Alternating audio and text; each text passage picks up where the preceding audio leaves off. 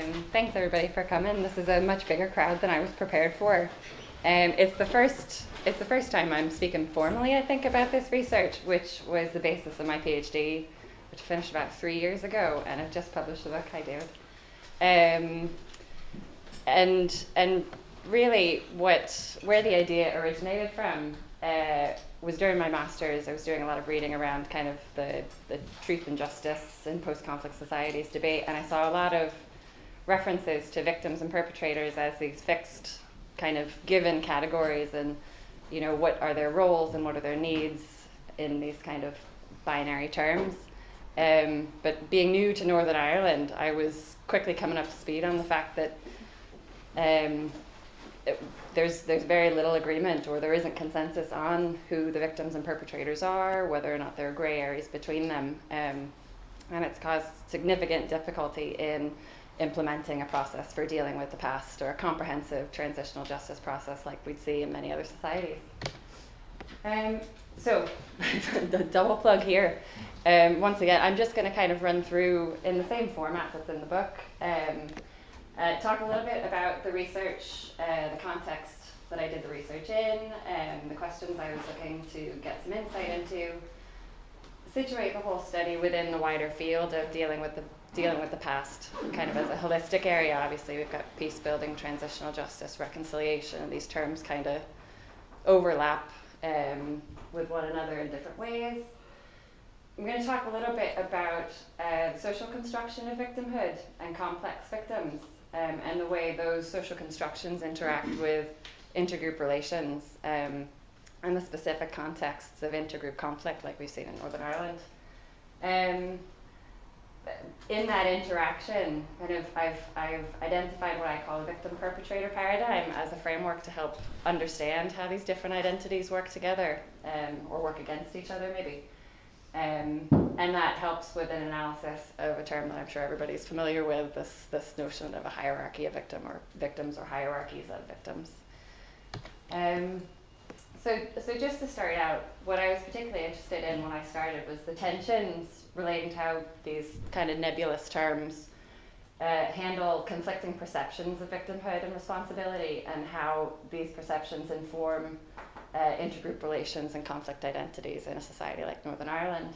And I was particularly interested in the perceptual aspect, and that's why I've kind of combined sociology and social psychology perspectives, because social psychology has lent a lot to the field of peace and conflict in terms of understanding the attitudes and beliefs and kind of perceptual gaps that exist that perpetuate conflict. The key questions, though, that drove the study was: how do group perceptions of victims and victimhood impact efforts to deal with the legacy of the past in Northern Ireland?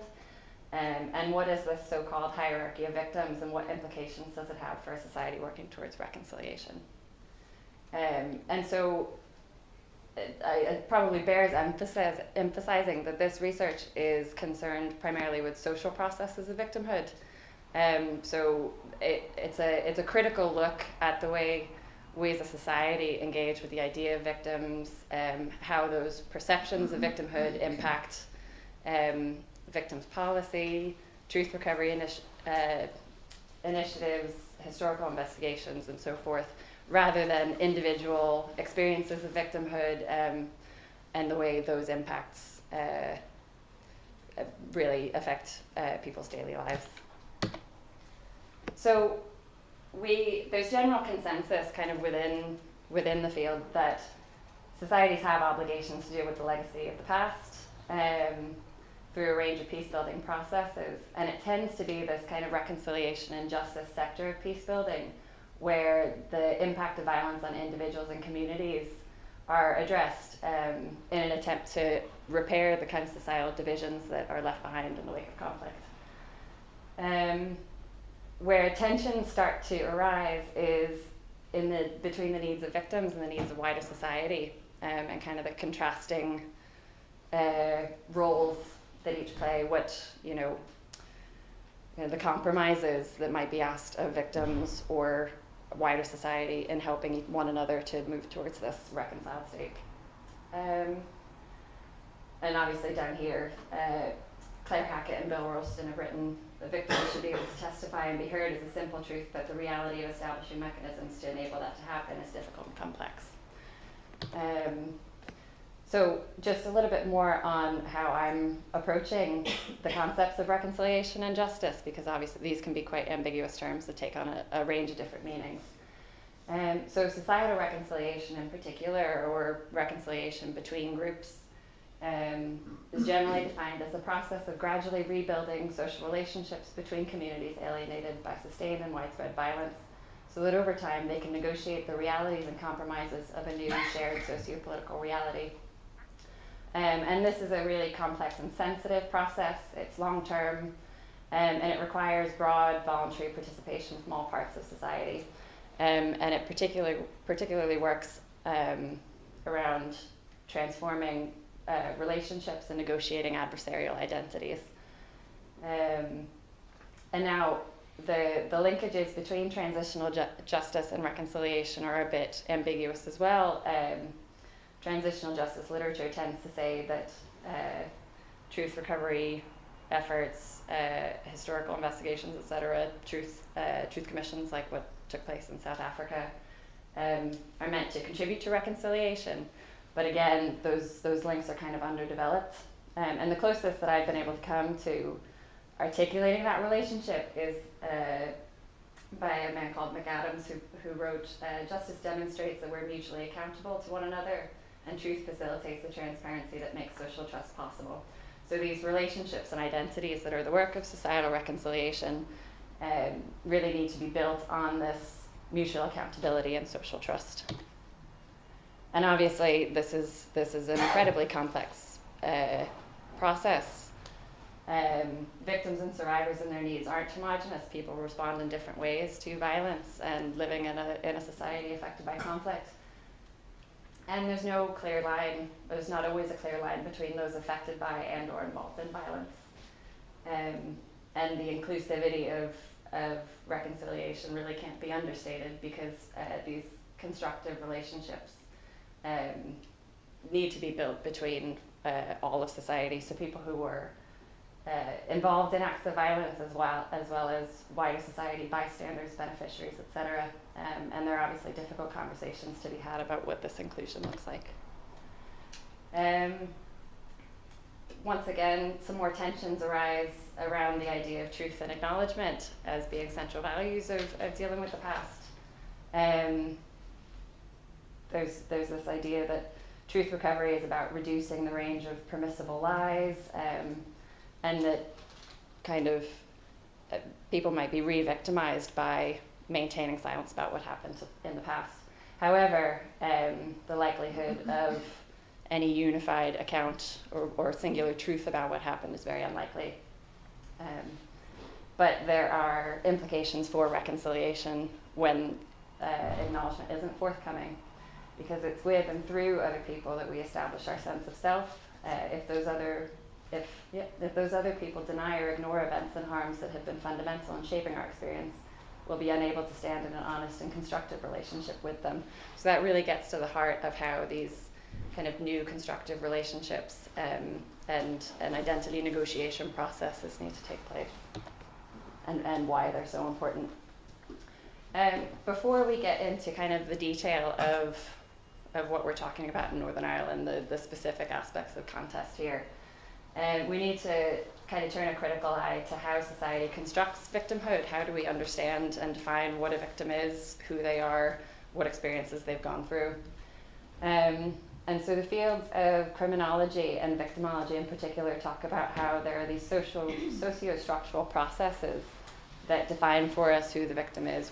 We understand the victim based on our understanding of the interactions, relationships, and structures within which harm takes place. Niels Christie, with his concept of the ideal victim, kind of produces this story of a little old lady walking home from caring for a sick friend, and she's mugged by this dark, mysterious stranger. And that's kind of the image or stereotype of victim who's most readily given the complete and legitimate status of being a victim. So that kind of evokes for us a number of characteristics. The victim is innocent, the victim is moral, vulnerable, and unjustly harmed. And this image has a substantial amount of power in criminal justice policy, humanitarian intervention, transitional justice, international criminal law, in shaping our responses to violence. Kind of the more innocent the victim, the easier it is to convince society that the perpetrator should be punished harshly.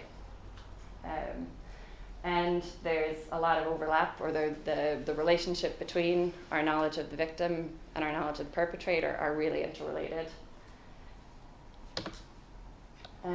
So complex victimhood is an idea that's been kind of developed over the past couple of years, maybe decade or so now. And the complex victimhood problematizes, intervenes on this ideal victim idea and gets us to think differently about how the really simple narrative of the victim minimizes or ignores complex experiences of harm. So experiences that fall outside of that kind of stereotypical image of the little old lady.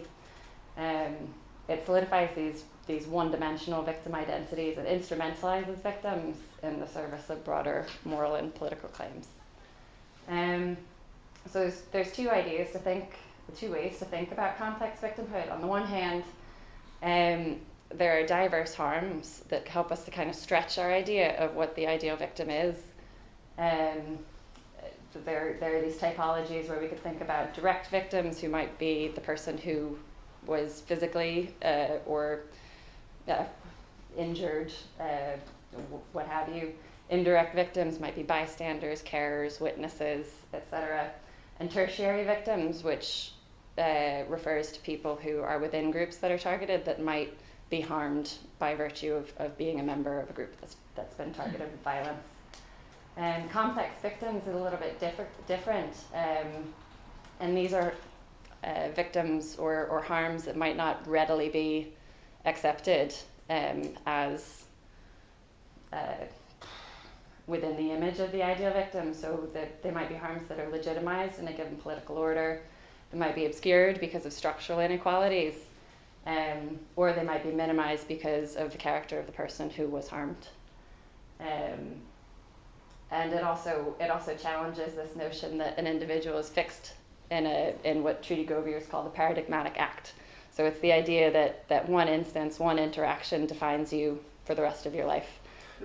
So you might see that in terms of people who have been victims of the conflict feeling trapped in that identity, or maybe being used in a way that is seen to kind of problematically reduce their identity to that one experience. And if we're going to intervene on the idea of the ideal victim, we kind of need to fracture that idea of a single wicked perpetrator as well, and think about the different layers of responsibility and accountability that could be brought into the conversation about dealing with the past. Erica Boris, who wrote a great book called Complex Political Victims, talks about legal, moral, and discursive responsibility. So legal responsibility would be the person who pulled the trigger or planted the bomb. Moral responsibility could be somebody who was an accomplice or a bystander. And discursive responsibility is about contributing to discourses that perpetuate violence in society, or turning a blind eye. And one interviewee kind of really captured that idea of, once you start to question the idea of responsibility, it becomes a much more complicated picture. And he says, it depends on how you define or how you understand responsibility. If we want to use the term perpetrators, are the perpetrators those that planted bombs or pulled the trigger? Or are the perpetrators those that provided the weapons? Or are the perpetrators those that provided a name and kept lookout? Are the perpetrators the wives that washed the clothes of their husbands, who came back and who had no conversation about what they had done, but they knew they were doing something and were able to associate them with going out and knew they were involved intuitively, but there was no conversation around it? Or those that buried their head in the sand and said, it's nothing to do with me, I'm just going to get on with my daily life, the beneficiaries of conflict. And one thing I do want to say, when we're looking critically at the way victimhood is constructed and used in this context, we have to be aware of the limits, the utility of that process. and the risk of being overly relativistic in how we use these terms. So Tristan Ambor, who's written on victimhood and responsibility in South Africa, says, how far can we stretch these concepts before they lose their heuristic value? Is everyone a victim to some degree and a perpetrator to some degree? What are the consequences of making such a statement? So really one of the main questions is how inclusive can a process be, because inclusivity is important to the aims of reconciliation. But how inclusive can a process be before it excludes those who cannot countenance those responsible for their harm also having their suffering recognized? And Mike Morrissey and Marie Breen-Smith, who have written a bit on victimhood in Northern Ireland, similarly caution against universalistic approaches, which kind of say we're all victims and we're all perpetrators to some degree. So just bringing in the perspective of intergroup relations, because these social constructions happen within a particular context in which group identities come to the fore because of the nature of conflict. So intergroup conflict in and of itself is an overwhelmingly collective experience. Groups carry these collective feelings of victimization, so that tertiary kind of victimhood. And these feelings inform their attitudes, beliefs, and behaviors.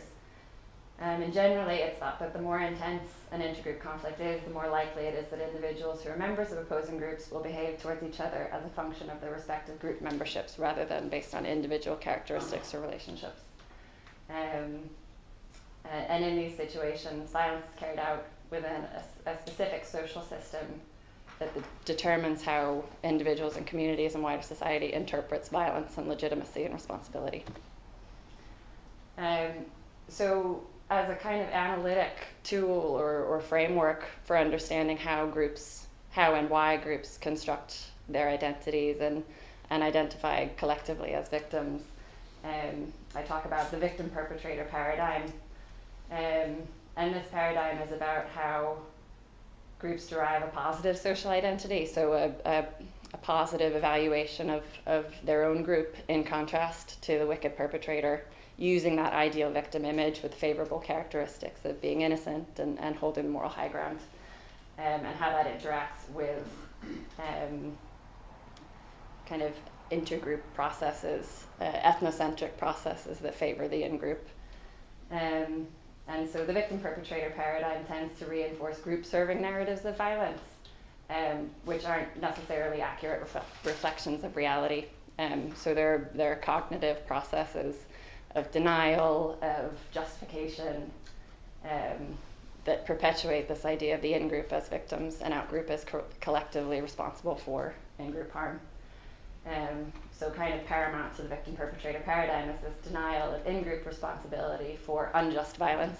And if you can't deny responsibility for violence, you can reframe to demonstrate how that violence was just because it was defensive or it was in direct retribution, etc. And some of the language that we see reflecting this victim-perpetrator paradigm is the idea of legitimate targets and bad apples. So legitimate targets usually refers to a member of a group that might bear some responsibility based on their membership of that group, whereas bad apples might be a member of our own group that because of their actions lead us to kind of cast them as deviant. So their characteristics don't reflect poorly on us. Their actions don't reflect poorly on us. And so one of the ways that this victim-perpetrator paradigm emerges in Northern Ireland is in the idea of a hierarchy of victims. There's obviously loads of scholarship on the idea of hierarchy. It's been highly prevalent in public discourse for at least as long as the peace process. And some very convincing scholarship says that hierarchies have always existed, and that loss hasn't been evenly distributed. And it's been the kind of increased focus on victims post Good Friday Agreement that brought it to the fore. Amongst the people that I interviewed during the research, opinions were kind of across the board in terms of whether or not hierarchies exist. Amongst the people who do feel that there are hierarchies, there might be multiple hierarchies even, opinions were divided in terms of what impact they should have on victims' policy, processes of dealing with the past and so forth. So this interviewee here said that he does think there are hierarchies that are appropriate, but that regardless of those hierarchies, people need to be treated the same. I don't think it's healthy to necessarily start to think in terms of these things or in terms of policy. Amongst the people who denied that hierarchies existed, there was a lot more of a fixed understanding or attitude about the nature of hierarchies. And so this interviewee here said, if you look at victims in the sense that we talk of innocent victims or those who have been affected by terrorism, then there is no hierarchy of victims. They are the only victims. This hierarchy of victims only comes into play whenever the terrorist wants to be a victim. So drawing from kind of the wide ranging data that I had from interviewees, I worked out a bit of a typology to help pick apart this really kind of ubiquitous idea of a hierarchy of victims, to emphasize that there are multiple hierarchies, that they're overlapping, and that they're subjective. So the 4 key types of hierarchies I identified were moral hierarchies of attention, pragmatic hierarchies, and intergroup hierarchies. And generally, in terms of which hierarchies might be appropriate or useful, the pragmatic hierarchy was thought of as serving the greatest purpose within context of dealing with the past, and I'll get into the detail of them all in a second. Intergroup hierarchies, however, really reflected the victim-perpetrator paradigm and tended to co-opt the language of other hierarchies, and it was broadly viewed in the most negative light. The other thing to say is that these hierarchies might function in different ways.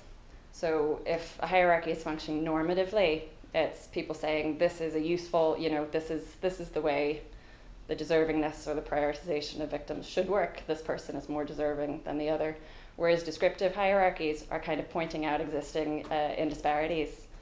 And generally, I thought they tended to reveal a sense of neglect and inequality, whether or not they were based in reality. So moral hierarchies are probably the most familiar. There'd be a lot of rhetoric around the real victims or innocent victims. It really reflects that ideal victim image and revolves around questions of agency or a moral choice to become involved in violence or abstain. It tended to be normative in terms of how people used it, and conveyed ideas of who should be prioritized as most deserving based on their moral character.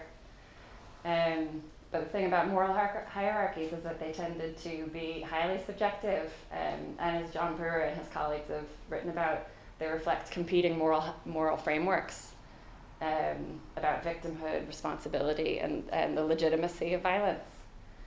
And generally in this type of hierarchy, responsibility for violence, and again, unjust or illegitimate violence, negates victim status, but violence which can be justified may not compromise moral victim status, and that's part of that process of kind of coming up with group serving explanations to preserve the favorable, positive social identity of the in-group.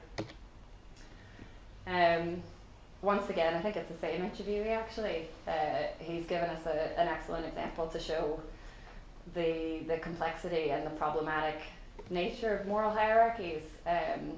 And in this quote here, he's talking about an experience he had, a conversation he had in a workshop with a number of people who were involved in or affected by violence. And he says, a young man's uncle was killed in an army barracks delivering bread. It was a service, and the IRA guy said that they would not have classed him as an innocent civilian, but as someone that was supporting the military regime. And anyone that would have supported the British military presence was seen as a legitimate target. And you can understand that in terms of conflict dynamics. But I asked the Republican guy, did he live at home when he was involved in the conflict? He said he did. And did his mother provide food for him? Did she know he was involved? Yes. So his mother then would have been a legitimate target. But if his mother had been shot, she'd been classified as an innocent. So this is where it becomes messy. The next form of hierarchy is this idea of hierarchy of attention. And it tends to reflect kind of disproportionate political or media attention, capacity or willingness to investigate, and the allocation of material and symbolic resources to particular individuals or particular groups as opposed to others. this is seen kind of clearest in the attention afforded to high-profile, multi-casualty events versus events where maybe one or two private individuals are killed. And it tends to resonate with the obligation that we talked about earlier for acknowledgement and the imperative to acknowledge people's experiences of the conflict and the detrimental impact it can have when acknowledgement is denied. And it has been used, it tended to be used descriptively more, again, to indicate perceptions of neglect, or that certain groups weren't receiving, or certain groups were receiving more attention than them, but it was also used normatively to kind of express a sense of who deserves that attention and who doesn't. And when it overlaps with intergroup hierarchies,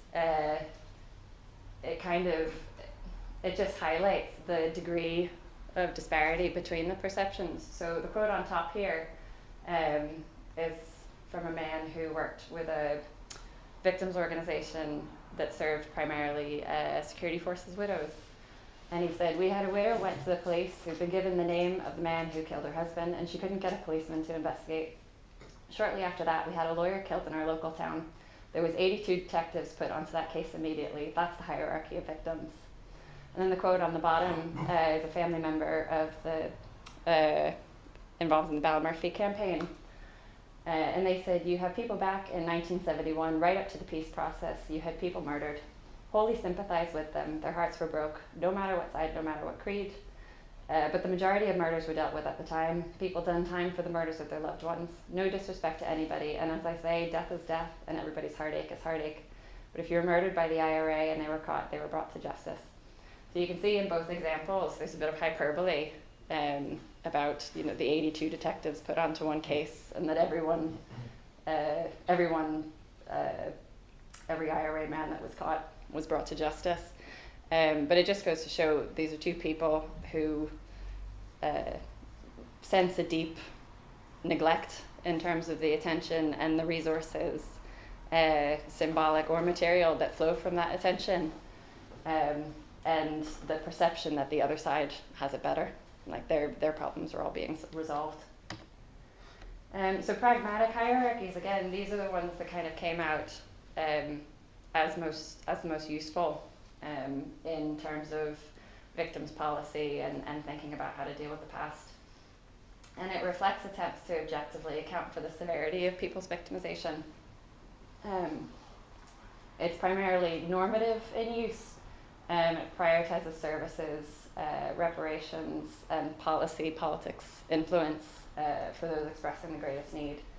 And it's reflected in the victims definition that was instituted in 2006, and subsequent victims policy, which kind of says if you demonstrate need, services will be provided for you, regardless of moral considerations or ideas about innocence and responsibility.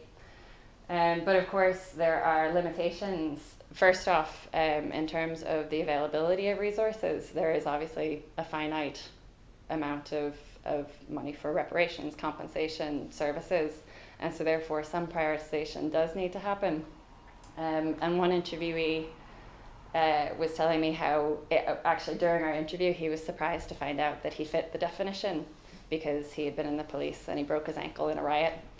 And he actually got really agitated at the idea that he would be able to access the same level of support as an acquaintance of his who had lost a leg in a undercar bomb. And so he talked about kind of the need to further prioritize based on the severity of need. And another limitation that needs to be taken into account is what needs can society actually meet. So there are various issues around acknowledging psychological harm, various stigmas and things like that might make it harder to identify and treat. And so this interviewee here talked about that, saying in terms of a hierarchy, do they have needs that are greater than other people's? Is that hierarchy because they have needs that we can meet, whereas other people have needs that we can't meet? Maybe that's the important hierarchy. And so the last type of hierarchy here is the intergroup hierarchy, which, as I said, kind of intersects with the other types in problematic ways. it kind of mirrors the victim-perpetrator paradigm, and it reflects perceptions of victims that are informed by those group identifications. It often kind of masquerades in the language and concerns that define the other types of hierarchies, such as questions of innocence and responsibility, severity of need, or community suffering. And one of the ways that it came through in interviews was how it might subvert outgroup claims to victimhood by implying that members of the outgroup might bear some responsibility and therefore be less of a victim. And one interviewee said, they're always saying we're the only innocent victims and all that, and well, I'm one too. But they would probably see me as not an innocent victim, as, you know what I mean, oh well, you must have been asking for it type of thing, or you must have deserved it in some way. So that just, I mean, this is probably, there's a raft of quotes similar to that, and there's also kind of subtle nuances to how intergroup hierarchies manifest, including kind of exposing rifts within communities. So there were examples of people who said, I was disowned, I was a victims campaigner, and I was disowned by my own people for saying maybe we should think about what we did as well, and challenging that favorable collective victimhood identity. So all of this is to kind of say that the stakes in terms of implementing a process for dealing with the legacy of the past, a formal transitional justice process, maybe the Storm House Agreement mechanisms, the presence of hierarchies and the prevalence of hierarchies in discourse interferes or undermines the objectives of societal reconciliation. Because, as I said earlier, including as many people who are involved and affected in diverse ways is really crucial to the new relationships and negotiation of identities through the establishment of mutual accountability and shared social trust. And many of the people that I interviewed said hierarchies were the thing that dominates and closes down options for going forward. So it's definitely a clear idea that hierarchies may not be the most problematic obstacle for dealing with the past, but they certainly represent kind of the undercurrent of ongoing division. Let's see. I've thought about the implications of hierarchies in two different ways. One is perpetuating division between and within groups, and the other is excluding important voices that need to be involved in deciding how society moves forward, contributing stories and experiences, and having needs met. In terms of the divisions that hierarchies perpetuate, it's fairly straightforward and reflective of divisions in wider society. Even within the infrastructure of the victim sector itself, there's this division, but also a dilemma about division and about the idea that single identity groups exist to service those who feel safest, going to organizations and speaking with people who represent their experiences or share commonalities. And this is a quote from a civil society stakeholder who said, I think the state of this sector is reflective of the deep pain and division that exists within Northern Irish society, and that between victims and survivors themselves, there's often little meeting of the mind. People go where they feel safe. So there's this kind of paradox between the need for safety and the need for spaces where people feel comfortable going, but also a recognition that limits opportunities for relationship building and learning and hearing from other people. As I said before, the kind of finite material resources in terms of funding and compensation, and the perception of kind of a zero-sum in terms of access to symbolic goods like monuments, memorials, truth and justice, political influence, and moral legitimacy, exacerbates competition and division, and usually over that idea of deservingness. And when that competition is perceived as minimizing or relativizing suffering, which we could see in hierarchies of attention, it has the potential to re-traumatize and create new grievances amongst people who have already experienced violence. In terms of exclusion, the narrow ideal victim image, as we said before, kind of invisibilizes certain forms of harm, particularly harm as a result of structural violence and marginalization, and it flattens complex experience of harm, even amongst those that we might readily accept as victims. There are a number of types of harm that aren't as easy for us as society to come to grips with, and might be punishment beatings, experiences of widows of armed actors, partners of prisoners, and so forth. And those legacies of harm therefore go unacknowledged and unresolved. And one interviewee said to me, depression and suicide follows, but here a guy can't turn around and say, I am the way I am because I shot 2 police officers dead in 1980. So when we think about how to have those difficult conversations about inclusion and bringing different sections and communities of society together into this process of reconciliation, the idea that these issues might linger and go unresolved kind of serve as an obstacle to this idea of societal reconciliation. And from a more pragmatic standpoint, excluding or deterring participation of those who are involved in violence limits the amount of understanding we can build about their motivations, about their needs, and about how to prevent similar violence, similar things from happening in the future. One of the themes that came out fairly strong, and this contrast between 2 interviewees really illustrates it well, is the idea of whether or not family members of armed actors could be considered victims when those people are killed. And obviously it animated the controversy around the consultative group of the past and the proposal for a recognition payment of £12,000. So the first interviewee here says anyone who is hurt by terrorists is an innocent victim. Equally so, anyone who is, say, a dead terrorist family, that depends on the family's viewpoint. If they supported their family member going out to perpetrate crime, then I don't classify them as a victim. But the 3-year-old son of that IRA man, that child's innocent, that child's a victim. So kind of has created a very clear boundary in terms of who can be considered a victim or an innocent victim in this context and who can't. And another interviewee I thought really kind of highlighted a lot of the ambiguity in that first perception. And they say, what if you're an 18-month-old baby, but you're the 18-month-old baby in the house of a family in the IRA and they're storing guns? Does that make you innocent? What if that child reaches 4 and is old enough to know what's going on, but that's their context? Are they then innocent or not innocent? And what if they reach 14? What if they reach 16, 18? So it really kind of shows some of the contrast in terms of perceptions of collective responsibility, who shares blame, and what experiences can be recognized as harm. Now, kind of a further layer to the impact of these hierarchies is when they come into the political realm and they become politicized. And by all accounts, it tends to exacerbate destructive implications of hierarchies.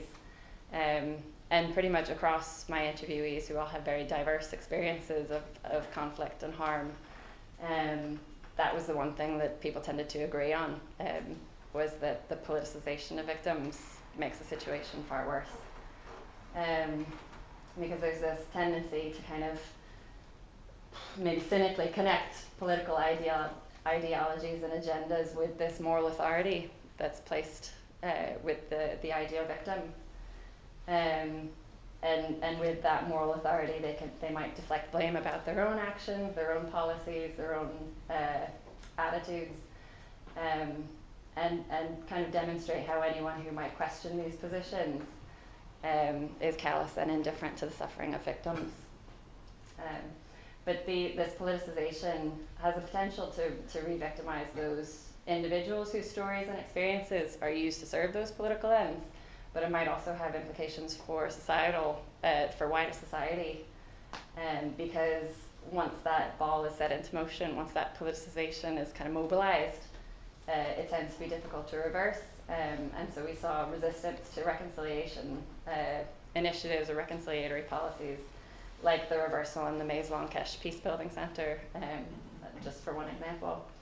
And the pension campaign is another, where we've kind of seen the intersection of moral, pragmatic, and intergroup hierarchies to a real kind of concrete, in a real concrete way. We're seeing the standstill for the couple hundred people who are desperately in need of a pension because they never got compensation for their injuries, or the compensation has long run out. There's this political standstill about the eligibility of a handful of people whose harm could be described as complex. So kind of my takeaway from this research, and as I've developed it over the years and thought about it, agonized over it probably, the idea that this kind of polarized view of victims and perpetrators is mutually exclusive, that sits behind the rhetoric of hierarchy, really fails to account for the full spectrum of human experiences in conflict, the multiple roles and identities that people hold, and it definitely has a detrimental aspect for the potential of wider societal reconciliation. It excludes large sections of society whose experiences of harm have been complex or contested from processes of acknowledgement, accountability, and truth-seeking, which are really crucial to those relationships, and kind of new, more inclusive identities. And instead, what it does is it reinforces the zero-sum attitudes, beliefs, and behaviors that characterize the conflict. May have been both kind of cause and consequence reinforced through the conflict.